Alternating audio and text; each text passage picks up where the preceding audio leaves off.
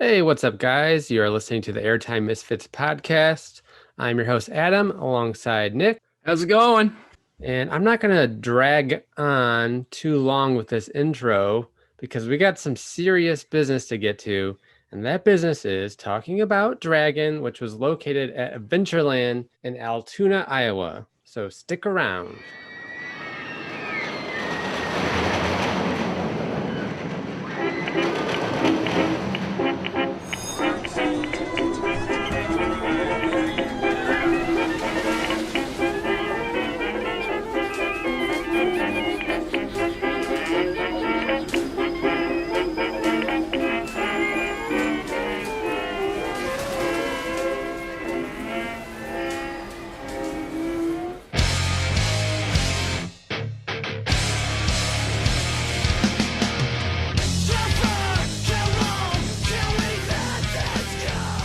Dragon was a unique coaster built by Hopkins. Not many coasters built by Hopkins out there, but it was built in the year of 1990. It was demolished in 2019. So, well, I should say most of it was demolished. We'll get to that more later. Right. But yeah, nearly 30 years at this very kind of cool, kind of janky park in Altoona, Iowa. And it had a length of 2,250 feet, a height of 90 feet, a drop of 85, a grand total of 2 inversions with a duration of 1 minute and 30 seconds.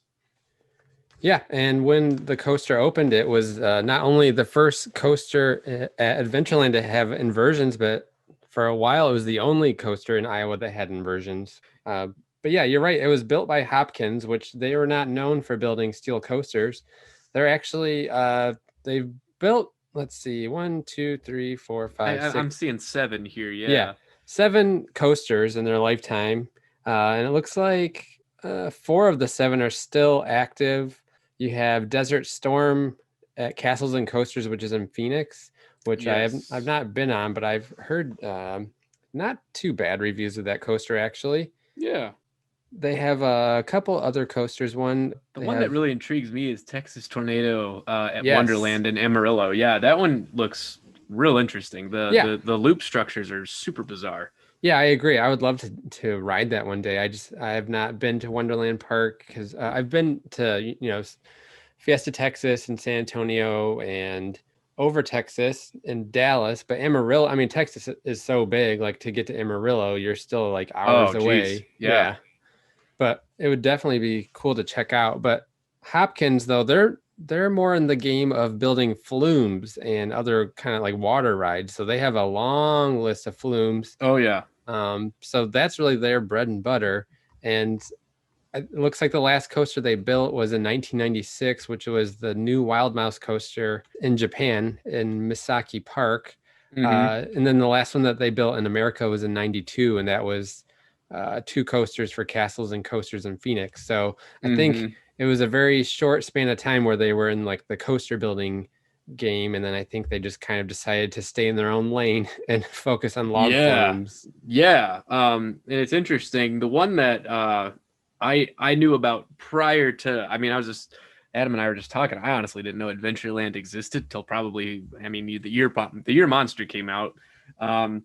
But the only other coaster, just in my weird research that I had done, as a kid, was I knew that Polar Coaster existed at Storyland. And I mean, that was my only real impression of what Hopkins was, what they did. And then I learned about Castles and Coasters, and honestly, their coaster layouts are super unique, based on what I can see. I've not ridden any of them, unfortunately, but they seem interesting. I haven't heard stories really either way if they're really rough rides or if they're smooth. Right. But they've always kind of intrigued me ever since I've learned about their existence, I guess. I actually didn't know much about Castles and Coasters until I think it was this summer or last summer. I saw an Instagram story with someone I follow that went to that park, and they were actually praising Desert Storm pretty highly, like saying that it was actually pretty smooth and really fun. So that was the first time I had heard the coaster, and I looked it up to look at photos of it. It does, look pretty similar to Dragon, but yeah, it'd be cool to check out. Yeah, I've driven past castles and coasters. Unfortunately, I wasn't able to stop, but it looked impressive. And that was, I think that, and obviously Patriot would have been the other one at Castles and Coasters. Mm-hmm. Those are the only active Hopkins coasters I've seen in real life. And I gotta say, Right. they really do look impressive. Like they look, like I said, just kind of unique. Yeah. You can tell that, most of them were built in the 90s, if not 80s and 90s, I guess. Right. And so they all kind of were probably pretty, for their time, probably pretty impressive. Yeah. Yeah. Even like getting back to Dragon when it opened in 1990. Yeah, that had to be pretty impressive. I guess if you think of around that time, what was coming out, Magnum came out in '89. You had, let's see, I guess I can only think of Cedar Point coasters. Yeah, that's what I've always find I'm doing when I'm trying to make comparisons. Yeah, and then was 90 at Cedar Point. That wasn't Mean Streak, but I can't remember. 91 was Mean Streak. Yeah. Yeah, 90 would have been like, well, no, I was about to say Batman the Ride, but that was like 92. Yeah, yeah. I guess, that anyway. general time period. Yeah. Yeah. So it was kind of I guess, an innovative time period. It was kind of like a step into the future with kind of, bigger, badder coasters. Yeah. So I would say, Dragon at the time, it was a very respectable coaster amongst other coasters, but it was kind of a dying breed type of coaster. Mm-hmm. You know what I mean? Yeah. Because at that point things were getting, taller and faster and more inversions. But I do definitely seeing, because Nick and I went to Adventureland recently, about a month ago, and there's still large sections of the coaster still standing. And Yeah. I wouldn't say it's a unique layout, but it does do some unique things. And like one of the cool things about the ride, I think, is as soon as you leave the station, you go into a series of bunny hills before the lift. Yeah, and those bunny hills are still there. Yes. And it's and it really interacts well with that water. Yeah. And it kind of gives this image of a dragon, like it this does. kind of like swoopy figure, like the humps of a dragon. Yeah, like yeah. a Loch Ness monster type of thing. Yeah, right. Yeah, and you can tell that. I mean, Adventureland is pretty small, all things considered, but you could tell that coaster took up a good amount of land just based on what's still there, based on what we've seen. Well, the funny thing is, like, going there and seeing Dragon in person. So they decided to remove it. Its final year of operation was 2019, I believe. Yes. And so then they kind of started teasing its replacement, which was end up being Dragon Slayer, which is a 4D SNS coaster. Of course. The free spin. And Dragon Slayer doesn't take up, it takes up a small portion of the land that Dragon took up, mainly just the part where you had I think one or two helix portions of the coaster, and that part was taken out to make room for Dragon Slayer, but the double loops of Dragon are still standing. The hill is still standing, right? Yeah. And the bunny hops out of the station are all still standing. It seems like they pretty much just removed what they had to remove to get Dragon Slayer in, and then they left everything else. And I don't know if that's going to be there permanently, or if they're just kind of, as a cost saving measure, they're just kind of waiting to remove the rest. I wondered that too. Part of me, like, I guess the part of me that really enjoys kind of a backstory and kind of giving coasters a plot, I guess, I kind of like that there's the Dragon Slayer, and then part of the dragon's still there as if it were, slain by this other one. Right. I don't know. I kind of like that. Now, it's really good real estate, though, that coasters, remnants are taking up. So I can absolutely see them eventually, when they have the funds or whatever, knocking the rest of it down and putting in something new, cool, something with a small layout. They really could benefit from a number of different things. Like they could really do well with a launched, like, smaller coaster. I think that'd be perfect over there. Yeah, it would. Or even a Tornado is hot trash, so maybe even an updated Woody would be awesome. And honestly, I didn't what was the other one there? The other Woody. Outlaw. Yeah. I didn't even care for that one, to be quite honest.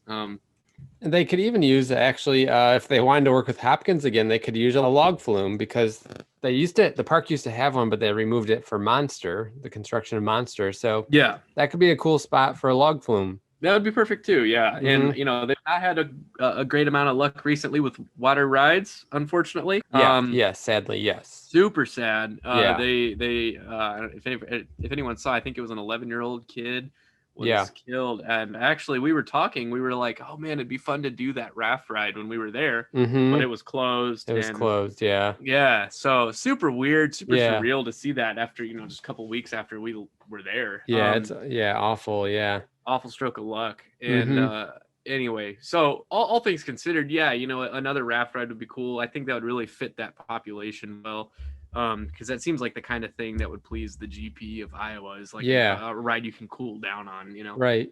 And there was a time where Adventureland, they were going quite a long period of time before they would add new coasters. So their first coaster was in 1978 with Tornado. Mm-hmm. And then I believe next was, well, looking quickly, I think, Dragon was in 1990. I think they had some other coasters in between there. Yeah. And then after Dragon, they added the Outlaw in 93. And then 96, they added Underground. And then from 96 all the way until 2016, they didn't add any new coasters. Yeah. Yeah. Man, that's crazy. I mean, I can't imagine Underground being the newest one for like 20 years or whatever. Right. If you haven't ridden Underground, let me just say, I mean, not to get too off topic here, but if you're looking to get confused or like, have a simulation like you're on some sort of acid, Underground is the coaster for you. Okay. Yeah. We're big fans of dark rides, but I'm telling you, this is the weirdest, most anticlimactic dark ride I have ever ridden in my life. That's a great description. Yeah, don't get your hopes up on it. Like, keep your expectations very low, and if you can do that, I think you'll enjoy it and you can appreciate it for the weirdo coaster that it is. Yeah, I would almost say coaster in quotation marks, because yes, it really isn't. Like, I mean, it is, I guess, because RCDB says it is, but yeah.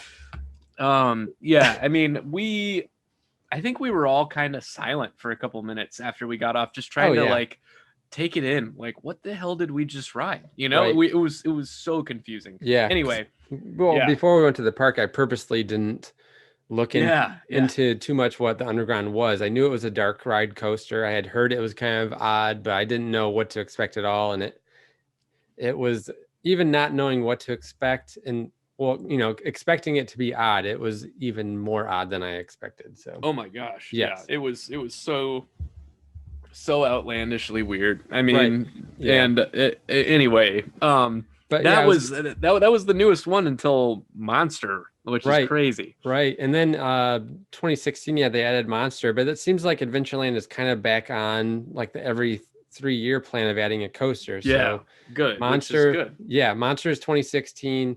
2019 they added Phoenix, which is their spinning coaster, and then 2021 they added Dragon Slayer. So if they keep that momentum going, then we could maybe see something in the next 3 years, which would where be great. Dragon's at. Yeah, I agree. Because like I said, that over the water is like perfect real estate. And I think it'd be cool to like have some sort of nod to Dragon, like if they kept up one loop or whatever, kind of near Dragon Slayer. Right.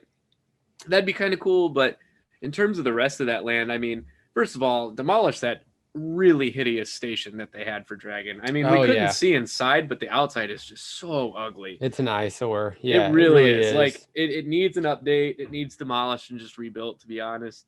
Right. And that's what I would do. Yeah.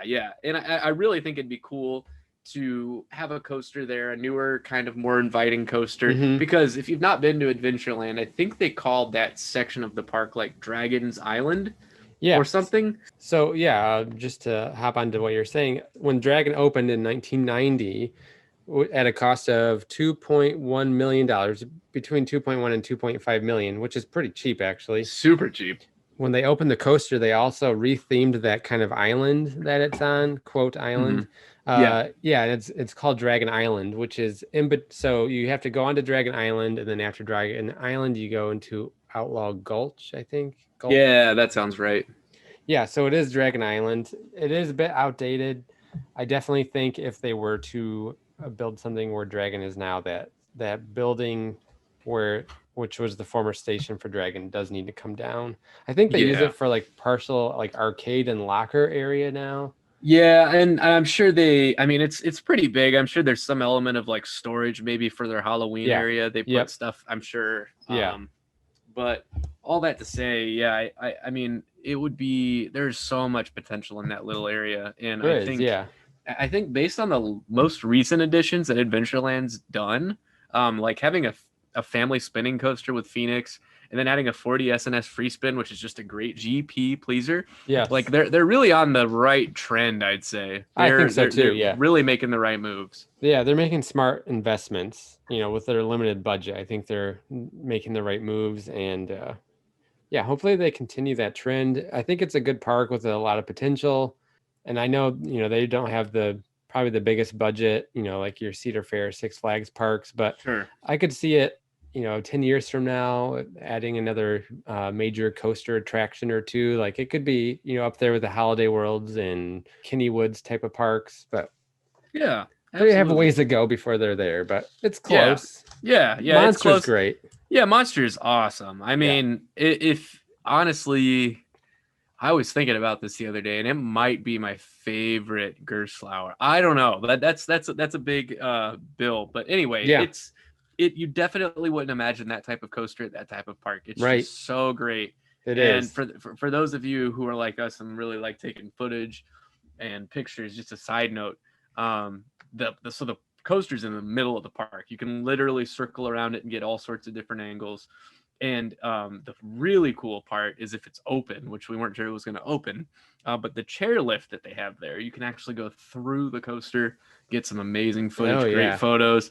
So it's just a really picturesque coaster. It's a lot of fun. That to say, with that being well, I guess next to Dragon Slayer, the most recent addition, I really think that Adventureland's up to something good here. Yeah. Yeah, and I think it was the right move to remove Dragon. I think, obviously, when it opened, and for a while, it was probably one of the best coasters at the park, and especially for the general public, like going to Adventureland, Dragon was probably the favorite of a lot of people. But I think as the years went on, it just aged terribly. Yes. And you can watch POV videos of Dragon. You can find them on YouTube. And even from watching the POV video, you can tell that it's pretty bone rattling, and yeah, definitely, it just doesn't look comfortable. And it did have the over the shoulder restraints, that hard like plastic, like foam or whatever, and those are never comfortable. So I think ultimately by the end of its life, it just probably wasn't very well liked by the customers of the park anymore, and they just said it was time for it to go. So yep, and it is what it is. When I learned about Adventureland, I was definitely interested in it. I thought it looked super cool. Yeah. When Adam and I were planning this trip a while ago, but with COVID, it had to get pushed back. I was excited to ride it. Yeah, because it was still open. Yeah, I think we were planning on going in 2019, like its final year. Yeah. And and then obviously with COVID, it got all pushed back. So, and then Dragon Slayer came. I didn't ride Dragon Slayer. I don't tend to do the 40 SNS free spins. They're just kind of boring. But the cool thing about that, just as a quick note that you had noticed, you and Mark and Murray noticed, was that there's an extreme side and like an easy side, or what do they call that again? One side was like a Squire. That's like the more gentle side. And then the other side was called like I can't remember, like the Dragon Slayer or something, the Knight side or something. Yeah, that's right. Yeah, so I mean, that's cool because I don't typically do the flippy, spinny stuff. That's why I avoid those. But, I was had we had more time and if the lines weren't as bad, I would have definitely ridden the easier side just to kind of say I'd ridden it. But yeah, I was very pleased to see that because I'm kind of with you. I generally don't like these 40 SNS coasters.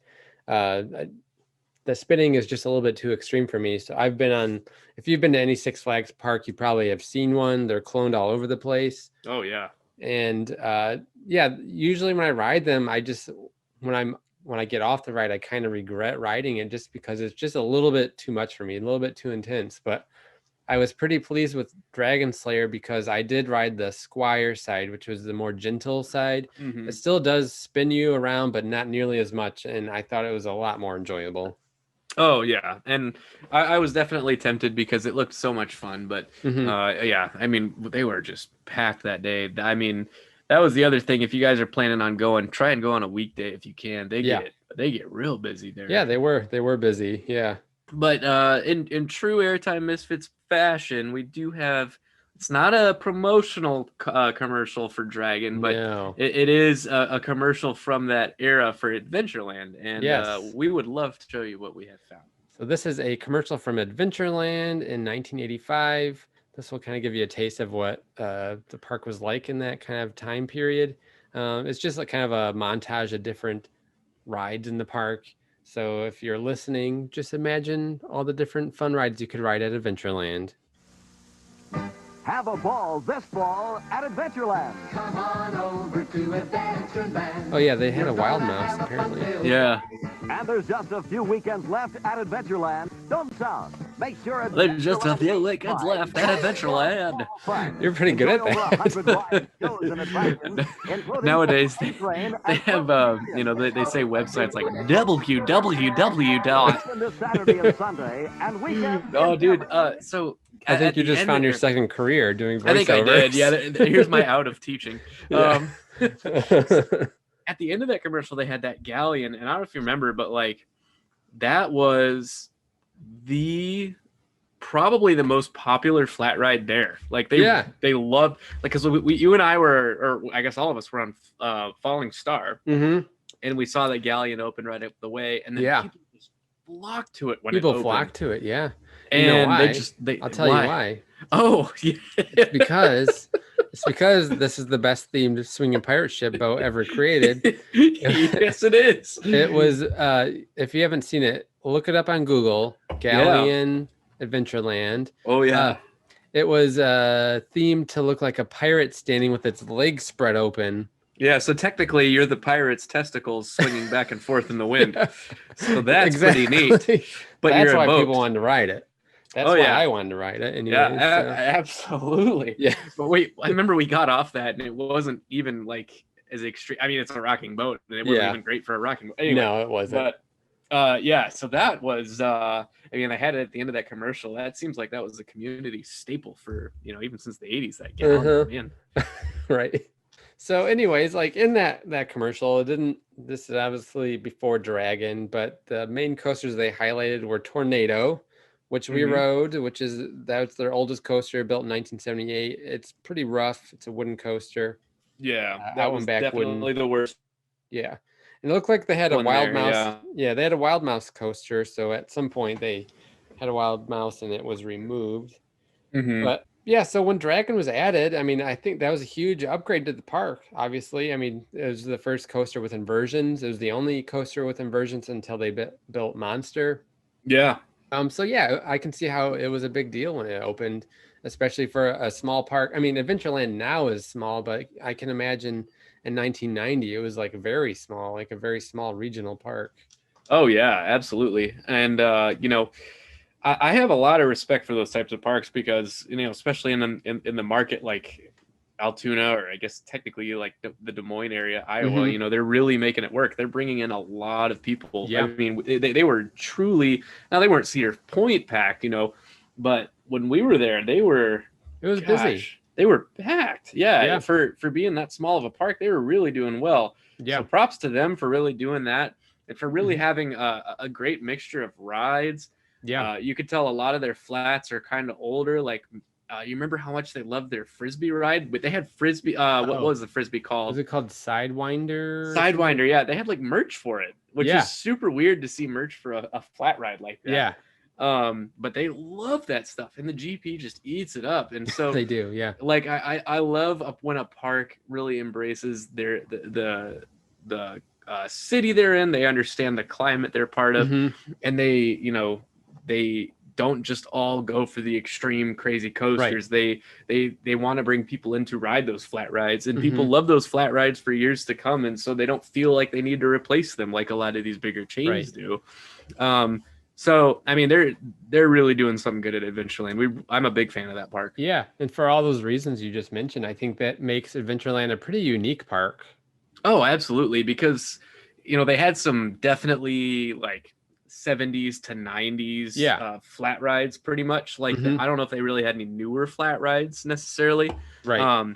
So they really embrace kind of their history and their legacy and build within that and get people to buy into it for generations. And so it's really neat. I really like the old timey feel of Adventureland, and what they're doing there is really cool. Yeah, I agree. And unfortunately, we didn't get to ride Dragon. I wish we could have rode it before it closed, but it makes sense why it shut down, why it was removed. And I think Dragon Slayer is a really good replacement for the ride. Yeah. I think the general public is going to really love Dragon Slayer. And then hopefully in the future, they use that land for something, really awesome. And that keeps kind of building this park up a little bit, bigger and Hyper GTX, bring a Hyper GTX. Absolutely, that'd be perfect. Yeah, I mean, you could keep the same color scheme as Dragon, and it'd be perfect. Have some kind of nod to it. Yeah, it would. So, I would definitely say if you haven't been to Adventureland, it's definitely worth checking out. They have some cool rides, some unique stuff. It's a fun park. So, get to Adventureland. Check it out. Yes, absolutely. Now, if you ever find your place, we should preface. If you ever find yourself in Altoona, Iowa, get to Adventureland, because it's really out in the middle of nowhere. It is, right. Oh, yeah. You really have to. That drive was fun. Yeah, you really have to be really pretty much just going to Adventureland, because I can't see any other reason why you'd be driving that way. But no, Des Moines cool, but other than that, I mean, now I'm not saying much. I live in Indiana, but there's a lot of cornfields, so buckle up if you're up for a fun ride. But depending on which way you're coming from, if you're coming from the east heading towards Iowa, you may go past the largest truck stop in America. That truck stop is no joke. So make a stop. Yeah, you won't regret it. It's totally worth it. Yes. All right, guys. With that advice, we're going to end this episode. You can find us on airtimemisfits.com. We have a bunch of cool stuff for sale. It's all defunct coaster and defunct amusement park related items. And if you haven't done so already, please leave a review for our podcast and subscribe to our podcast so that you can be alerted whenever there's a new episode. And also go back and listen to our old ones. Let us know what you think. Leave comments. We appreciate it. Thanks again for listening, guys. Find us on Twitter and Instagram. And we will see you in the next podcast episode.